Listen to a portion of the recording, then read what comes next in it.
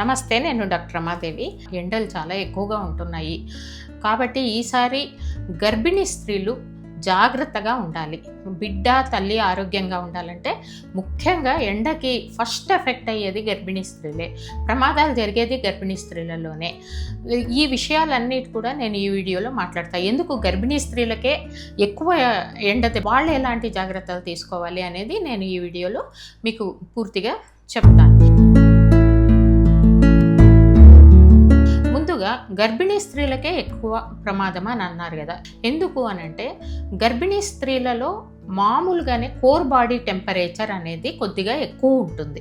ఎందుకు అనంటే వాళ్ళల్లో ఈస్ట్రోజన్ ప్రొజెస్ట్రాన్ హార్మోన్స్ వలన కావచ్చు, లేకపోతే ఎక్కువ మెటబాలిక్ యాక్టివిటీ ఉంటుంది. బిడ్డకు కూడా ఆహారం అందించాలి కాబట్టి ఎక్కువ మెటబాలిక్ యాక్టివిటీ ఉంటుంది.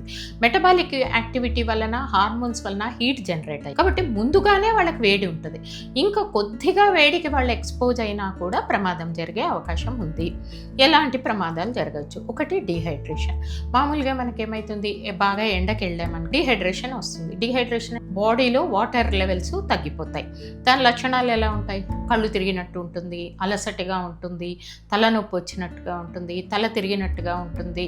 ఇవన్నీ నోరు పిడిచకట్టిపోయినట్టుగా నాలుకంతా డ్రై అయిపోయినట్టుగా ఉంటుంది. ఇవన్నీ లక్షణాలు డీహైడ్రేషన్కి మనకి ఉంటాయన్నమాట. ఈ డీహైడ్రేషన్కి అంతకన్నా ఎక్కువైపోతే ఇక దాన్ని హీట్ ఎగ్జాషన్ అంటాం. దానికన్నా ఎక్కువైపోతే హీట్ స్ట్రోక్ అంటాం. హీట్ స్ట్రోక్ అంటే 105, 106 టెంపరేచర్ రావడము, ఫిట్స్ రావడము ఇవన్నీ ఉంటాయి. సో ఇవన్నీ కూడా ఎండ దెబ్బ అంటాం కదా, ఎండ దెబ్బ తగిలితే వచ్చే అవకాశాలు. ఇంత దూరం పోకపోయినా కనీసం డీహైడ్రేషన్ అయినా కూడా గర్భిణీ స్త్రీలలో ప్రమాదం జరిగే అవకాశం ఉంది. ఎలాంటి ప్రమాదాలు జరుగుతాయి? నంబర్ 1, బాడీ ఫ్లూయిడ్స్ ఎప్పుడైతే మనము ఎండకు పోయి డీహైడ్రేట్ అయిపోతామో అప్పుడు బాడీలో ఉన్న నీరంతా కూడా తగ్గుతుంది. దాంతోపాటు ఉమ్మనీరు కూడా అఫెక్ట్ అయ్యే అవకాశం ఉంటుంది. ఆమ్నియాటిక్ ఫ్లూయిడ్ లేదా ఉమ్మనీరు అంటాం కదా, అది బిడ్డకి రక్షక కవచం లాగా, కుషన్ లాగా పనిచేస్తుంటుంది, ఆహారాన్ని కూడా అందిస్తుంటుంది. ఎప్పుడైతే ఈ ఆమ్నియాటిక్ ఫ్లూయిడ్ అఫెక్ట్ అవుతుందో అప్పుడు లోపల బిడ్డకి ఇబ్బంది కలిగే అవకాశం ఉంది. రెండవది, మామూలుగానే గర్భిణీ స్త్రీలలో కాళ్ళవాపులు ఇవన్నీ ఉంటాయి. ఎందుకు? బ్లడ్ వాల్యూమ్ ఎక్కువ ఉంటుంది వాళ్ళలో. బ్లడ్ వాల్యూమ్ ఎక్కువగా ఉంటుంది కాబట్టి ప్రెషర్ నుంచి కాళ్ళవాపులు, చేతుల వాపులు ఉంటాయి. కానీ అది బీపీ లేకపోతే పెద్ద ప్రమాదం కాదు. కానీ ఇప్పుడు ఈ వాటర్ తగ్గిపోవడం వల్ల అది మరింత ఎక్కువగా అయ్యే అవకాశం ఉంది. ఇక మూడోది, ఎప్పుడైతే మీరు హీట్ ఎగ్జాషన్ అవుతుందో లేదా హీట్ స్ట్రోక్ లాంటివి వస్తాయో అప్పుడు ఈ బ్లడ్ వెజల్స్ అనేవి డైలేట్ అవుతాయి. బ్లడ్ వెజల్స్ డైలేట్ కావడం వలన ముఖ్యమైన అవయవాలకి రక్త ప్రసరణ తగ్గుతుంది. ముఖ్యమైన అవయవాలకి ఎప్పుడైతే రక్తమైన ప్రసరణ తగ్గుతుందో అప్పుడు ప్లసెంటా లేదా మాయకు కూడా బ్లడ్ సప్లై అనేది తగ్గుతుంది. బ్లడ్ సప్లై ప్లసెంటా లేదా మాయకు తగ్గినప్పుడు బిడ్డకి ఆక్సిజన్ కానీ న్యూట్రిషన్ కానీ తగ్గే అవకాశం ఉంటుంది.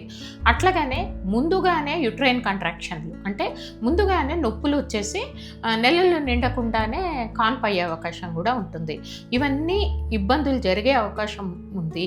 ఇంకొకటి ఏమంటే బ్యూటీకి సంబంధించింది. మామూలుగానే ఎండకెళ్తే ముఖం నల్లబడుతుంది, కానీ గర్భవతులలో ఇది మరింత ఎక్కువగా ఉంటుంది. అంటే వాళ్ళు యూవీ రేస్కి సెన్సిటివిటీ ఎక్కువ ఉంటుంది. సెన్సిటివిటీ ఎందుకు ఉంటుంది అంటే వాళ్ళు ఈస్ట్రోజన్ ప్రొజెస్ట్రాన్ లెవెల్స్ హై లెవెల్స్లో ఉంటాయి కాబట్టి సెన్సిటివిటీ కూడా ఎక్కువగా ఉంటుంది. కాబట్టి ఆ టైంలో కనుక మీరు ఎండకి పోతే లేకపోతే ఎండకి ఎక్స్పోజ్ అయితే మొహం మీద కానీ బాడీ మీద పిగ్మెంటేషన్ వస్తుంది.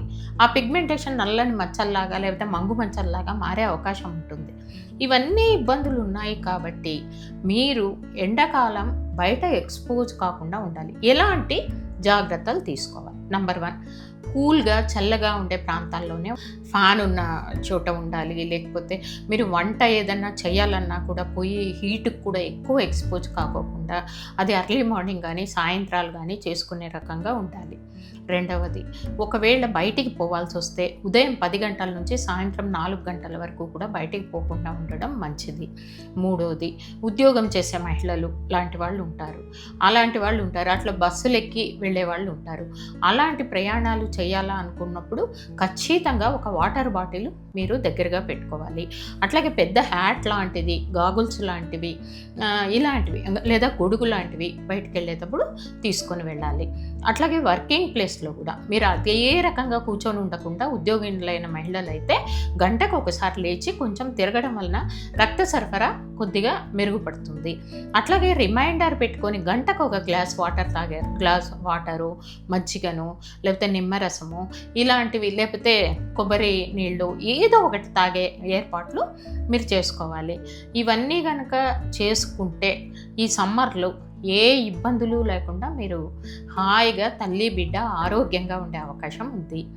ఈ వీడియో మీకు నచ్చినట్టయితే మీ బంధువుల్లో కానీ స్నేహితుల్లో కానీ గర్భవతులు ఉన్న వాళ్ళందరికీ కూడా దీన్ని షేర్ చేయండి. మీరు ఇంకా ఇప్పుడే మొదటిసారి నా ఛానల్ చూస్తుంటే సబ్స్క్రైబ్ చేసుకోండి.